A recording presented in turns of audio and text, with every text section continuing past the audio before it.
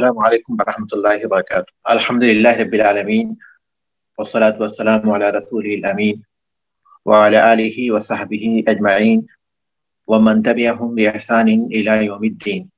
معزز طلباء و طالبات، رمضان کے مبارک مہینے سے ہم گزر رہے ہیں۔ اللہ تبارک و تعالیٰ سے دعا ہے کہ ہمیں ان خوش نصیبوں میں شامل فرمائے، ہمیں اور ہمارے آب و اجداد کو، ہمارے رشتہ داروں کو، ہمارے دوست و احباب کو ان خوش نصیبوں میں شامل فرمائے جن کو وہ جہنم سے آزاد کر دیتے ہیں۔ آمین آمین۔ رمضان کا تعلق علم سے بہت گہرا ہے۔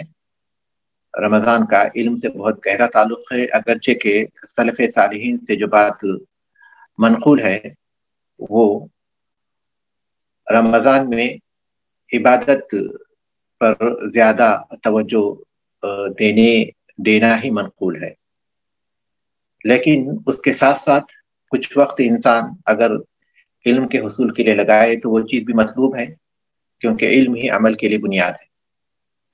تو آج ہماری جو کلاس ہے، ظاہر ہے کہ وہ بھی رمضان کی وجہ سے بہت مختصر ہو گئی، مختصر وقت کے لیے ہے۔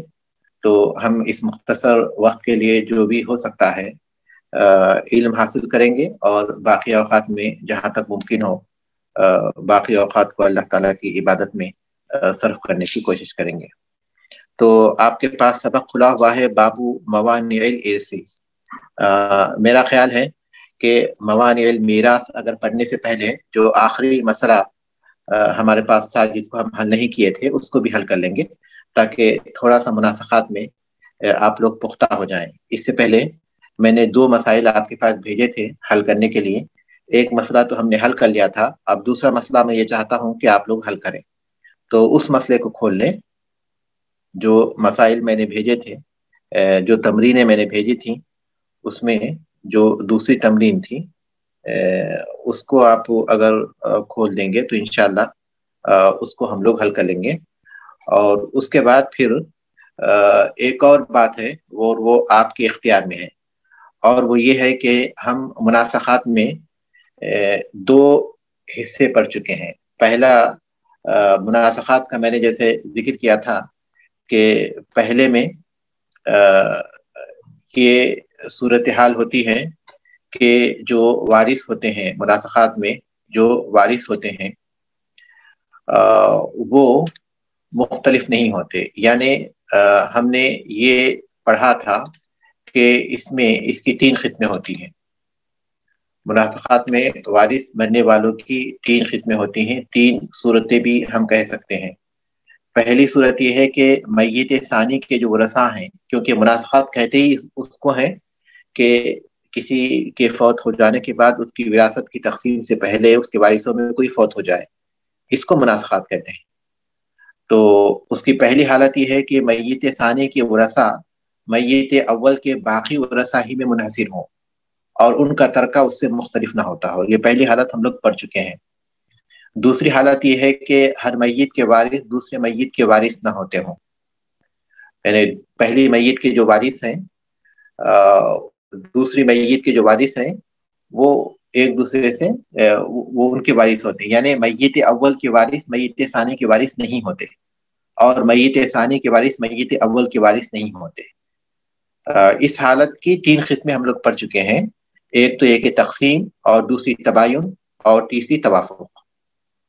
یہ دوسری حالت ہم لوگ پڑھ چکے ہیں جس میں ہر میت کے وارث دوسری میت کے وارث نہیں ہوتے، میت اول کے وارث میت ثانی کے وارث نہیں ہوتے، اسی طرح میت ثانی کے جو وارث ہوتے ہیں وہ میت اول کے وارث نہیں ہوتے۔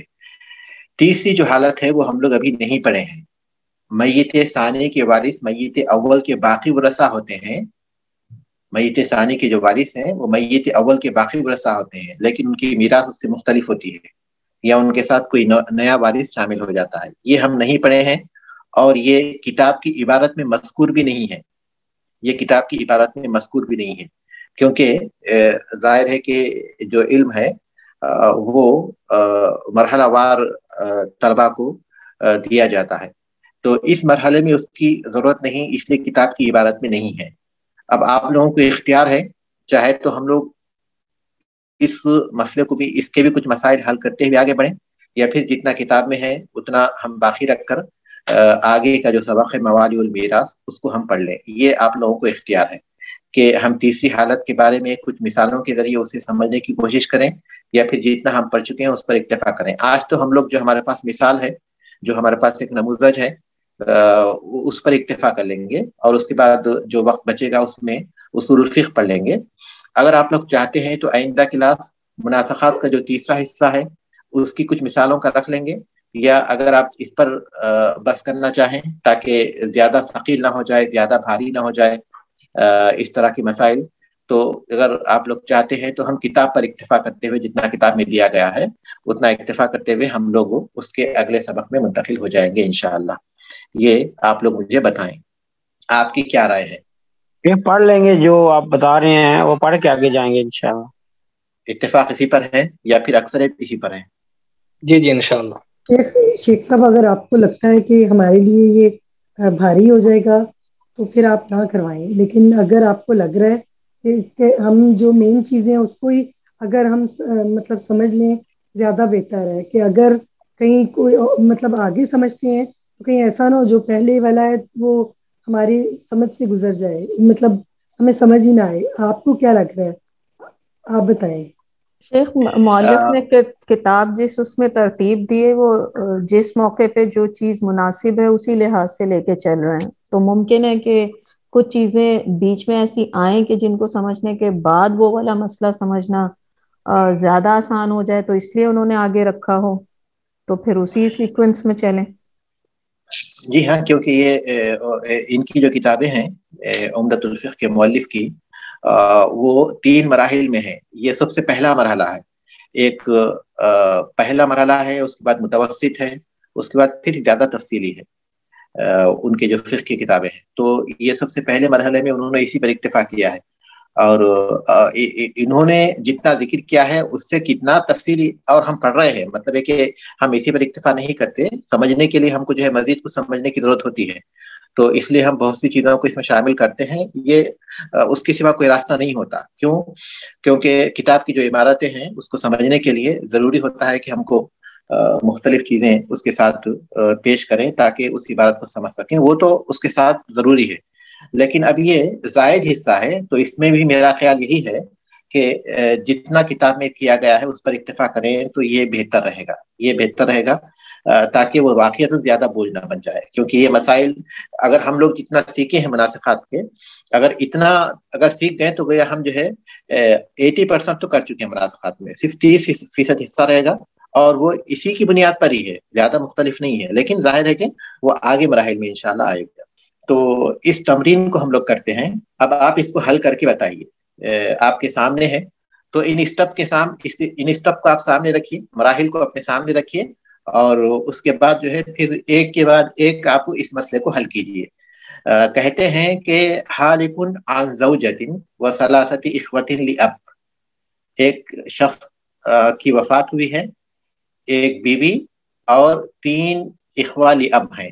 3 اخوہ لأب ہیں یعنی 3 ان کے اللاتی بھائی ہیں. وقبل قسمت الترکۃ مات الاخ الاول عن ابنین، طریقے کی تقسیم سے پہلے بھائی کا انتقال ہوا اور اس کے 2 بیٹے ہیں. وثانی عن زوجۃ و ثلاثۃ ابناء، اور دوسرے بیٹے کا انتقال ہوا اور اس کی 1 بیوی اور 3 بیٹے ہیں. عن ثلاثۃ ابناء و بنت، 1 بیوی 3 بیٹے اور 1 بیٹی ہیں. والثالث عن زوجتین و ابنین، اور تیسرے کا انتقال ہوا تو اس کی 2 بیویاں اور 2 بیٹے ہیں. فما نصیب کل وارث، ہر وارث کا کیا حصہ رہے گا. اب حل آپ کو کرنا ہے، حل آپ کے سامنے لکھا ہوا ہے، اس میں کوئی شک نہیں ہے، لیکن وہ کس طرح کیا گیا ہے آپ اس کی وضاحت کرنی ہے. تو پہلے آپ یہ دیکھ لیں گے کہ بیوی ہے، پہلا جو بنیادی شخص، جو پہلا میت اول ہے، اس کے وارثوں میں زوجہ ہے، ادھر اخ لأب لکھا ہوا ہے، اخ لأب لکھا ہوا ہے، اخ لأب لکھا ہوا ہے، 3 اخ لأب ہیں، زوجہ ہے. تو اس میں ہم لوگ پہلا کام کیا کریں گے بتائیے. یہ آپ کو کرنا ہے، بس مجھے آپ بتاتے جائیے کیا کرنا ہے. سب سے پہلی میت جو ہوئی ہے اس کے حساب سے جو حصے بنتے ہیں وہ نکال لیں گے شیخ صاحب. جی ہاں بالکل ویری گڈ. میت اول کے وراثت کی تقسیم کریں گے ہم لوگ, میت اول کے حصوں کی تقسیم کریں گے. تو میت اول کا مسئلے میت اول کے جو وارث ہیں وہ ہمارے سامنے ہیں. تو اب ان کا مسئلہ کس سے ہوگا, کس عدد سے ہوگا؟ دیکھیے زوجہ ہے, عقلی اب ہے, 3 عقلی اب ہیں. تو عقلی اب تو یہ اسبہ ہو جاتے ہیں کیونکہ اور کوئی وارث ان کے ساتھ نہیں ہوں جو ان کو روک سکے. زوجہ ہے, زوجہ کا حصہ کیا ہے؟ بیٹی نہ ہونے کی صورت میں, اولاد نہ ہونے کی صورت میں زوجہ کا حصہ ربع ہے. تو زوجہ کا حصہ ربع ہوا اور یہ لوگ اسبہ ہو گئے. تو اب مسئلہ کتنے سے ہوگا؟ 4 سے. 4 سے. آپ کے پاس اسی لیے براکٹ میں وہاں 4 لکھے ہوئے, دیکھیے آپ کے پاس اسی لیے براکٹ میں 4 لکھے ہوئے ہیں کہ مسئلہ 4 سے ہوگا. 4 کا ربع کتنا ہوا؟ 4 کا ربع 1 ہوا, اس لیے وہاں زوجہ کے ساتھ 1 لکھا ہوا ہے. دیکھیں اب اس کے بعد یہ لوگ اسبہ ہو گئے تو 3 بھائی کو 3 حصے ملے تو ہر ایک کو 1 حصہ مل گیا. تو یہ میت اول کا مسئلہ آپ نے حل کر لیا کہ میت اول کا مسئلہ 4 سے تھا, ربع زوجہ کو ملا تو 1 حصہ ملا اور باقی 3 حصے بھائیوں کو ملے تو ان میں سے ہر ایک کو 1 حصہ مل گیا. اس کے بعد کیا کرنا پڑے گا ہم کو؟ میت ثانی کی طرف جانا پڑے گا, میت ثانی کے مسئلے کی طرف جانا پڑے گا. میت ثانی کے وارثوں میں کون کون ہے؟ پہلے بھائی کا جب انتقال ہوا تو اس کے وارثوں میں کون کون ہے؟ ابن لکھا ہوا ہے آپ کے پاس, 2 بیٹے ہیں. تو ان کا مسئلہ کتنے سے ہوگا؟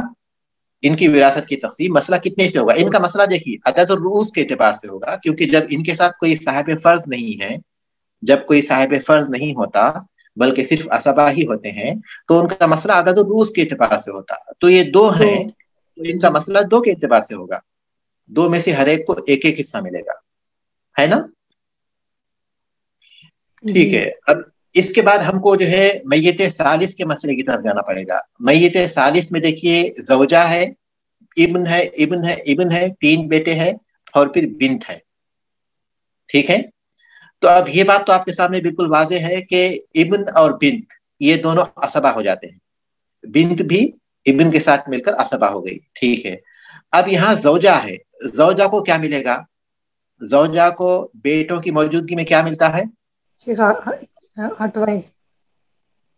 ملتا ہے. سمن ملتا ہے نا. جب سمن ملتا ہے تو اس کا مطلب یہ کہ یہ مسئلہ 8 سے ہوگا. اوپر آپ کے پاس براکٹ میں اس لیے 8 لکھا ہوا ہے, دیکھیے. اب 8 کا سمن جو ہے 1 ہوا اور وہ بیوی کو مل گیا, اور ان کے پاس اس کے بعد بچے 7 حصے, تو 7 حصوں میں ابن تینوں بیٹوں کو 2 مل گئے اور بنت کو 1 مل گیا. ان کا مسئلہ تو تقسیم ہو گیا. ان کا مسئلہ 8 سے تھا, اس کا مسئلہ ان کو جو ہے 8 میں 1 حصہ سمن, 8 کا سمن جو ہے بیوی کو مل گیا اور باقی 7 حصے بیٹے اور بیٹیوں کو مل گئے, تو بیٹوں کو 2 مل گئے اور بیٹی کو 1 مل گیا. ٹھیک ہے. اب اس کے بعد آپ آئیے میت رابع کی طرف. میت رابع میں جو ہے زوجہ ہے 2 بیویاں ہیں اور پھر میں 2 بیٹے, دونوں شامل رہیں گی. ہاں 2 بیویاں اور 2 بیٹے ہیں. تو اب بیٹوں کی موجودگی میں بیوی کو کتنا ملتا ہے؟ سمن ملتا ہے. جب سمن ملتا ہے تو اور بیٹے اسبہ ہیں تو اس کا مطلب ہے کہ یہ مسئلہ 8 سے ہوگا. اسی لیے آپ کے پاس یہاں براکٹ میں 8 لکھا ہوا ہے. جب یہ 8 سے ہوگا تو 8 کا سمن کیا ہوا؟ 1 ہو گیا. 8 کا سمن 1 ہو گیا اور جو ہے باقی جو 7 حصے بچے وہ بیٹوں کو مل گئے. ٹھیک ہے. باقی جو 7 حصے بچے وہ بیٹوں کو مل گئے. لیکن آپ یہاں دیکھیے کہ 1 حصہ 2 بیویوں میں برابر تقسیم نہیں ہوتا, اسی طرح 7 حصے 2 بیٹوں میں برابر تقسیم نہیں ہوتے. تو یہاں کیا واقع ہو گیا؟ کسر واقع ہو گیا. یہاں کسر واقع ہو گیا. یہاں جب کسر واقع ہو گیا تو ہم لوگ کیا کرتے ہیں؟ جب کسر واقع ہو گیا تو ہم کیا کرتے ہیں؟ عدد الرؤوس کو مسئلے کی عدد سے ضرب دیتے ہیں. عدد الرؤوس یہاں جو ہے 2 ہیں, ابن عدد الرؤوس 2 ہے نا. تو اب اس کو ہم لوگ مسئلے کی عدد 8 سے ضرب دیتے ہیں تو وہ 16 ہو گیا. اس لیے 8 کے بازو 16 لکھا ہوا ہے. تو یہ مسئلہ اب 8 کے بجائے ہم کو جو ہے 16 سے کرنا پڑے گا. اس کو آپ اچھی طرح سمجھ جائیے. ہم نے جو ہے 8 سے اب جب مسئلہ کیا تو 1 زوجہ کو دیا اور 7 بیٹوں کو دیے. اب یہ 7 حصے بیٹوں میں برابر تقسیم نہیں ہوتے. تو جب بھی ایسا مسئلہ پیش آتا ہے تو ہم کو کیا کرنا ہوتا ہے؟ عدد رؤوس کو ضرب دینا ہوتا ہے مسئلے کی عدد سے. عدد رؤوس 2 ہیں، مسئلے کا عدد کیا ہے؟ 8 ہے، تو ہم نے 16 سے ضرب دیا. عدد الرؤوس اس میں آپ کہہ رہے ہیں کہ 2 ہیں، یعنی دیکھیں 2 بیویاں ہیں ان میں بھی تو تقسیم کرنا ہے اور پھر 2 بیٹے ہیں ان میں بھی کرنا ہے. تو نہیں عدد رؤوس عصبہ میں عدد رؤوس 2 ہیں. ٹھیک ہے، جی اوکے. تو اعتبار اسی کا ہے. تو اب یہ مسئلہ ہم کو 8 سے کرنے کے بجائے 16 سے کرنا پڑے گا. ٹھیک ہے. اب یہ 16 سے ہم لوگ مسئلہ حل، اب 16 سے ہم کرتے ہیں تو اب اس کے بعد 16 کی تقسیم ان میں کیسے ہوگی؟ دیکھیے یہ باریکیاں ہیں لیکن آپ کو یہ سمجھنا ضروری ہے. اب یہ 16 کی تقسیم ان کے اندر کیسے ہوگی؟ 2 بیویوں میں اور یہ 2 بیٹوں میں 16 کی تقسیم کیسے ہوگی؟ اس کا طریقہ یہی ہے کہ جو عدد الرؤوس کا عدد ہے اس سے جس کو جتنا ملا تھا اس کو ضرب دیں گے. بیویوں کو 1 ملا تھا، عدد الرؤوس کا عدد 2 ہے، تو یہ 2 سے 1 کو ضرب دیں گے تو بیویوں کے 2 حصے ہو جائیں گے. ہر بیوی کو 1 حصہ مل جائے گا. اس کو آپ اچھی طرح سمجھ جائیے. اب ان میں تقسیم ان کی پہچان کا طریقہ یہی ہوا. ان کا مسئلہ جب 16 سے کیے تو اب یہ 16 کو ان میں تقسیم کرنے کا طریقہ کیا ہے؟ 16 کو ان میں تقسیم کرنے کا طریقہ یہی ہے کہ اس میں جس کو جتنا ملا تھا اس کو 2 سے ضرب دیں گے. جب بیویوں کو 1 ملا تھا اس کو 2 سے ضرب دیے کیونکہ 2 عدد رؤوس والا عدد تھا جس سے ہم مسئلے کے عدد کو ضرب دیے تھے. تو 2 سے جب 1 کو ضرب دیتے ہیں تو وہ 2 ہو جاتے ہیں. تو ہر بیوی کا حصہ 1 ہو جاتا ہے اس میں. اور پھر ان کو جو ملے تھے 7 اس کو ہم 2 سے ضرب دیتے ہیں تو وہ 14 ہو جاتے ہیں.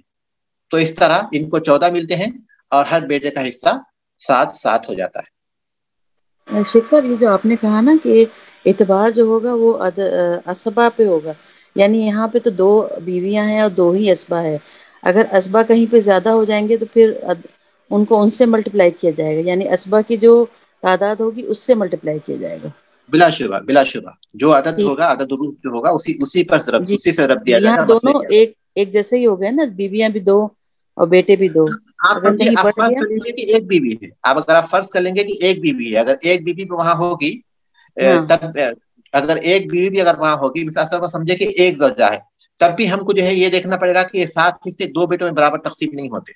جی ٹھیک ہے. تو اب ہم کو اس مسئلے کو جو ہے کسی اور عدد سے اس لیے کرنا پڑ رہا ہے کہ وہ کسر واقع ہوا ہے بیٹوں کے حصوں میں. تو اس وجہ سے جو ہے ہم اس مسئلے کو حل کیے.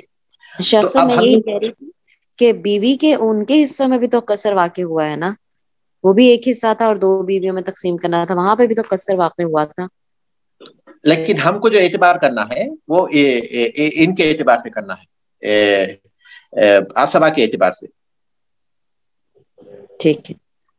تو پہلا ہم نے کام یہ کیا کہ جتنے بھی میت تھے ان کے حصوں کو ہم نے تقسیم کر دیا. میت اول، میت ثانی، میت ثالث، میت رابع، ان کے مسائل کو ہم نے حل کر دیا. ٹھیک ہے. اس کے بعد اب ہم کو دیکھنا ہوگا کہ اب اس کے بعد ہم کو کیا کرنا ہے. اس کے بعد ہم کو دیکھنا پڑے گا کہ اس مسئلے میں جو عدد آیا ہے 16، اس کو میت اول کے مسئلے کا جو 4 ہے، میت اول کے مسئلے کا جو 4 ہے، کیونکہ یہ 8 اور 2 جو ہیں دیکھیے وہ ایک دوسرے میں داخل ہیں.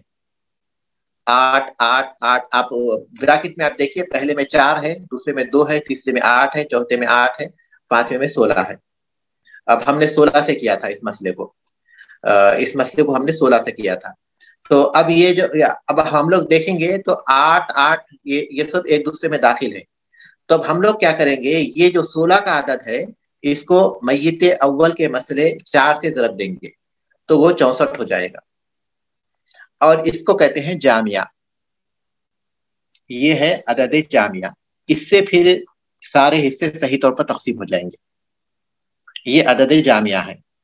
ہر ایک کو پھر صحیح طور پر جو ملنا ہے وہ مل جائے گا. اب یہ دوسرا اسٹیپ تھا ہمارا. اب تیسرا اسٹیپ یہ کہ یہ 64 کو اب ہم لوگ تمام وارثوں میں کیسے تقسیم کریں گے. 64 کو ہم تمام وارثوں میں کیسے تقسیم کریں گے. تو اس کا طریقہ یہی آپ کے سامنے بتایا گیا تھا. جامعہ کو اب ہم کو تقسیم کرنا ہے. جامعہ عدد ہم کو کیسے حاصل ہوا؟ جامعہ عدد ہم کو حاصل ہوا آخری مسئلے کے عدد کو پہلے مسئلے کے ضرب دینے سے جامعہ حاصل ہوا نا. جی شیخ وہ پتہ چل گیا. اب جامعہ کو اب تقسیم کیجیے. جامعہ کو تقسیم کرنے کا طریقہ کیا ہے؟ جامعہ کو تقسیم کرنے کا طریقہ بہت ہی آسان ہے، اور وہ یہ ہے کہ جس کو جتنے حصے ملے تھے اس کو آخری جس مسئلے سے ہم نے مسئلہ حل کیا تھا اس سے ضرب دیں گے. مثال کے طور پر زوجہ کو کتنے ملے تھے؟ پہلے میت کے اس میں زوجہ کو کتنے ملے تھے؟ ایک ملا تھا، تو اس کو 16 سے ضرب دیں گے. ایک ملا تھا تو اس کو 16 سے ضرب دیں گے، تو اس کے حصے ہو گئے 16. اب ایک کو کتنا ملا تھا؟ ایک ملا تھا، تو اس کو 16 سے ضرب دیں گے، تو اس کو 16 حصے ہو گئے. پھر اب دوسرا، اس کو بھی ایک حصہ ملا تھا، اس کو 16 سے ضرب دیے تو اس کے بھی 16 ہو گئے. پھر تیسرا اب اس کو 16 ملے تھے، اس کو ایک ملا تھا، اس کو 16 سے ضرب دیے تو 16 ہو گئے. تو اس میں سے ہر ایک کا حصہ 16 ہو گئے میت اول کا. اب 64 جو جامعہ ہے اس کو حل کرنے کا طریقہ یہی ہے. اس کے حل کرنے کا طریقہ یہ ہے کہ جس کو جتنا ملا ہے اس کو آخری جس عدد سے ہم نے مسئلہ حل کیا تھا اس مسئلے سے ضرب دیں گے. تو یہ 64 ان کے اندر برابر تقسیم ہو جائیں گے. تو اب دیکھیے یہ 64 ان کے اندر برابر تقسیم ہو گئے کیونکہ ہر ایک کو 16 مل گئے. ہر ایک کو 16 مل گئے. یہ میت اول کا طریقہ ہوتا. جامعہ کو میت اول میں تقسیم کرنے کا یہ طریقہ ہے. اب اس کے بعد ہم میت ثانی کی طرف آئیں گے. میت ثانی کو کتنے ملے ہیں؟ میت ثانی کو کتنے ملے تھے؟ 16 ہی ملے. 16 ملے. تو اب یہ کیا کرنا، 16 کو ان کے مسئلے سے تقسیم کر لینا. اب ان کا مسئلہ کیا ہے؟ ان کا مسئلہ کتنے سے ہوا تھا؟ آپ کے پاس بریکٹ میں لکھا ہوا ہے 2 سے. 2 سے ہوا تھا. تو ان کے 16 کو 2 سے تقسیم کر لینا. تو کتنا ہوا؟ 8 مل گیا. 8 ہو گیا. اب اس کو جب یہ 8 آ گیا تو ان کو جو ملا ہے وہ 8 سے ضرب دیں گے. ایک بیٹے کو 1 ملا تھا تو 8 سے ضرب دے تو اس کا 8 ہو گیا. پھر دوسرے بیٹے کو اس کو 1 ملا تو اس کے 8 سے ضرب دیں گے. یعنی ان کو جتنے حصے ملے ہیں اس کو ان کے مسئلے کے عدد سے پہلے تقسیم کر لیں گے. ان کو 16 حصے ملے تو ان کے مسئلے کے عدد سے جب ہم نے تقسیم کیا تو وہ جو ہے مسئلے کے عدد سے ہم نے تقسیم کیا تو وہ 8 ہو گئے. تو پھر یہ 8 کو ہم نے اس سے جتنا ملا تھا اس سے ضرب دیا تو وہ 1 ہو گیا. ٹھیک ہے. شیخ عدد روز سے ہمیں تقسیم کرنا ہے. یہاں عدد روز پر ہے. اب دوسرے مسئلے میں آپ کو بدل جائے گا، لیکن طریقہ یہ ہے کہ جب آپ تقسیم کریں گے مسئلے کے عدد سے. ان کو جتنا ملا ہے 16 ملا ہے نا، ان کو ان کے مسئلے کے عدد سے تقسیم کریں گے. تو 16 کو ہم نے ان کے مسئلے کے عدد 2 سے تقسیم کیا تو وہ 8 ہو گئے، ہے نا؟ جی وہ 8 ہو گئے. تو پھر وہ 8 کو کیا کریں گے ہم لوگ، جس کو جتنا ملا ہے اس سے ضرب دیں گے تو اس کا حصہ نکلتا جائے گا. اس میں جو ہے ہر ایک کو 1 ملا تھا. دوسرے مسئلے میں ہر ایک کو 1 ملا تھا تو اس لیے ہر ایک کو 8 مل گئے. اب آپ تیسرے مسئلے کی طرف آئے. تیسرے مسئلے میں دیکھیے اب بات زیادہ واضح ہو جائے گی. تیسرے مسئلے میں بھی 16 ملے ہوئے ہیں. تیسرے مسئلے والے کو بھی 16 ملے تھے. ہر ایک کو 16 ہی ملے تھے نا. تو اخلی اب ثانی جو ہے اس کو بھی 16 ہی ملے. تو اب اس کے 16 کو اس کے مسئلے کے عدد سے تقسیم کریں گے. اس کے مسئلے کا عدد کیا ہے؟ 8. مسئلے کا عدد 8 ہے. 8 سے تقسیم کیا تو کیا نکل گیا؟ کیا ہوا؟ 2 ہے نا. اس لیے اوپر 2 لکھے ہیں. اب یہ 2 کو کیا کرنا، ہر ایک کو جتنا ملا تھا اس سے ضرب دیتے جانا. ہر ایک کو جتنا ملا تھا اس سے ضرب دیتے جائیں گے تو ان کے جو ہے حصے تقسیم ہو جائیں گے. مثال آپ کیسے ایک تقسیم کریں نہیں گے سمجھ بتائیے؟ آئی کہ کیسے. جی سمجھ نہیں آئی کہ 2 کو کسے تقسیم کریں گے. ہم نے 16 ان کو ملا، 16 کو جو ہے ہم نے ان کے مسئلے کی عدد 8 سے تقسیم کیا، 8 سے تقسیم کیا تو ہمارے پاس 2 آئے. جی ہمارے پاس 2 آئے. اگر آپ جو ہے 16 کو اس کے بغیر بھی اگر آپ تقسیم کریں گے، اگر آپ اس کے بغیر 16 کو تقسیم کریں گے تو جو ہے یہ مسئلہ کیسے حل ہوگا؟ 16 میں سے اگر ہم لوگ اگر مثال طور پہ ان کے 16 ہیں، زوجہ کو ہم کو جو ہے 1 حصہ دینا ہے اور اس میں ان کو جو ہے 2 دینا ہے. شیخ ٹھیک ہے. بنت بھی تو ہے، اس کو بھی ایک حصہ ملے گا. جبکہ اس کا طریقہ کیا ہے؟ جبکہ اس کا طریقہ یہ ہے کہ یہ 2 کو جس کو جتنا ملا ہے اس سے ضرب دینا ہے نا. زوجہ کو کتنا ملا ہے؟ ایک حصہ. تو اس کو 2 سے ضرب دیں گے تو اب اس کے حصے 2 ہو گئے. شیخ اب مطلب یہ ہے کہ جس کو جو حصہ ملا ہے اب ہم اس کی تقسیم اسی کے وارثوں کو کریں نا، یعنی یہ دوسری میت کو 16 حصے ملے تو اس کے وارثوں کو اب ہم تک دے رہے ہیں، تو اب اس کا باقیوں سے کوئی تعلق نہیں رہا نا. اس کا انہی سے تعلق ہے، بس اس کے 16 حصوں کا اسی سے تعلق ہے. لیکن ان کے وارثوں میں تقسیم کرنے کا طریقہ کیا ہے 16 حصوں کو؟ اس کا سب سے پہلا اس میں سب سے پہلا کام یہ رہتا کہ 16 کو ان کے مسئلے کی عدد سے تقسیم کریں گے. ان کے مسئلے کا عدد 8 تھا، 8 سے ہم نے 16 کو تقسیم کیا تو 2 آ گیا. ٹھیک ہے. اب یہ 2 کو کیا کریں گے؟ جس کو جتنا ملا تھا اس سے ضرب دیتے جائیں گے. زوجہ کو 1 ملا تھا، 2 سے ہم نے ضرب دیا تو اس کے 2 آ گیا، تو اب اس کے حصے 2 ہو گئے. اس لیے جو ہے آخری میں اس کے ساتھ 2 لکھا ہوا ہے. دیکھیے بالکل لاسٹ لائن میں، زوجہ کا 1 لکھا ہے، 2 لکھا ہوا. کیوں؟ کیونکہ پہلے 1 تھا لیکن 16 ہونے کے بعد اس کے حصے 2 ہو گئے. اب ابن کو 2 ملے تھے، اب 2 کو 2 سے ضرب دیں گے تو اب اس کے حصے 4 ہو گئے. پھر دوسرے ابن کو 2 ملے تھے، 2 سے 2 کو ضرب دے تو اس کے حصے 4 ہو گئے. پھر تیسرے ابن کو 2 ملے تھے، 2 سے 2 کو ضرب دے تو اس کے حصے 4 ہو گئے. بیٹی کو 1 ملا تھا، 1 کو 2 سے ضرب دے تو اس کے حصے 2 ہو گئے. دیکھیں حصے مختلف ہو گئے. اس کو سمجھ گئے آپ؟ نہیں سمجھے؟ جی شیخ سمجھ آ گئی. تو اس کا طریقہ یہی ہوتا کہ جس کو جتنا ملا ہے اس سے اس عدد کو ضرب دیتے جائیں گے تو ان کا حصہ معلوم ہوتا جائے گا. ان کا حصہ معلوم ہوتا جائے گا. اب ان کے حصے 16 ملے تھے اور وہ 16 حصے پہلے ہی سے ان کے درمیان منقسم ہے. میت ثالث کے جو 16 حصے ہیں وہ پہلے ہی سے منقسم ہے ان کے درمیان. ان کے حصے جو ہے پہلے ہی پوری صحیح طریقے سے منقسم ہو گئے تھے نا. زوجہ کو 2 ملے، اس میں ایک بیوی کو 2 ایک آ گیا. اس کے بعد جو ہے ان کو جو ہے 7 حصے ملے. وہ پہلے ہی 16 حصے ان کے پاس منقسم ہو گئے تھے. تو اس طرح سے یہ مسئلہ ہمارے پاس حل ہوا. یہ شیخ طریقہ اس ہے. مسئلے کو ذہن میں رکھنے کے لیے کیا ہمیں پہلے یہ جو آپ نے سٹیپس بتائے تھے اس کو ہم یاد کریں؟ کیونکہ شیخ ضروری ہے، مکس ہو جاتا ہے. ہاں جی ہاں ان اسٹیپ کو آپ یاد کریں گے تو ہی مسئلے کو جو ہے صحیح طریقے سے حل کر سکیں گے.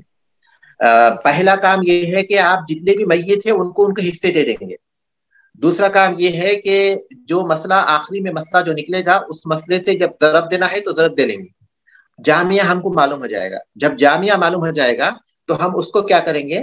وہ تمام وارثوں میں تقسیم کریں گے. اس کا طریقہ یہی ہے جو آپ کے سامنے ہے. لیکن پہلے میت جامعہ میں سے جو پہلے میت کو دیں گے اس کا طریقہ مختلف ہے اس طریقے سے جس میں ہم میت ثانی میت ثالث وغیرہ کو دیتے ہیں. میت اول کو بنیادی طور پر جو جامعہ ہے وہ پورا تقسیم کر دینا ہے میت اول میں. اس کے بعد ہر میت کو جو حصے ملتے ہیں وہی حصے پھر میت ثانی میت ثالث میت رابع جتنے بھی ہوں گے اس میں تقسیم کریں گے. اس کے تقسیم کا اسٹیپ جو ہے طریقہ وہ یہی ہے کہ ان کا جو حصہ ہے اس کو ان کے مسئلے کی عدد سے ضرب دیں گے، پھر تقسیم کریں گے. ان کا جو حصہ ہے ان کو ان کے مسئلے کی عدد سے تقسیم کریں گے. پھر جو تقسیم کا عدد آئے گا اس سے ان کو جو حصہ ملا ہے اس سے ضرب دیتے جائیں گے تو ہر ایک کو اس کا حصہ ملتا جائے گا. تو یہاں تو ہم آپ لوگ کے رکتے پاس ہیں. یہ سوالات ہوں تو مطلب اگر اس طرح کے اگر سوالات ہوں تو وہ بھیج دیں. ہر کوئی ذاتی طور پہ کر لے گا تو شاید سمجھ بھی آ جائے گی، ورنہ شیخ بار بار نہ بھول جاتا ہے.